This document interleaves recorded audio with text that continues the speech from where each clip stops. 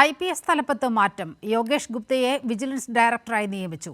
CH Nagaraju crime branch IGയായി ചുമതലയേൽക്കും. IG Harshita Telluri Bevco MDയാകും. S ശ്രീജിത്തിനെ പോലീസ് ആസ്ഥാനത്തെ ADGPയായി നിയമിച്ചു. Kannur range DIG Thomson Jose Thrissur range DIGയാകും. വിവരങ്ങളുമായി മാനസ ചേരുകയാണ്. മാനസ, IPS തലപ്പത്ത് സമഗ്ര മാറ്റമാണ് ഉണ്ടായിരിക്കുന്നത്.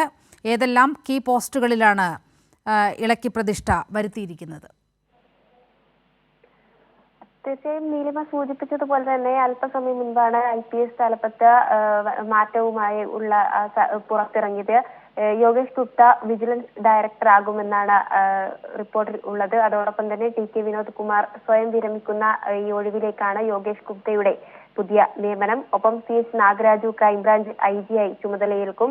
IG Harshita Telluri Bevco MDയാകും.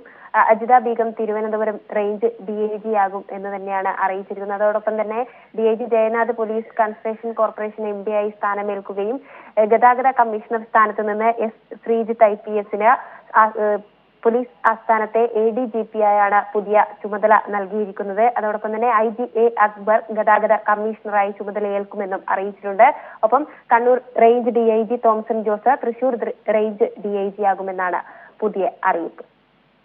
Okay, മാനസയാണ് IPS തലപ്പത്തെ സമഗ്ര വിവരങ്ങളുടെ റിപ്പോർട്ടിംഗ് നൽകിയത്.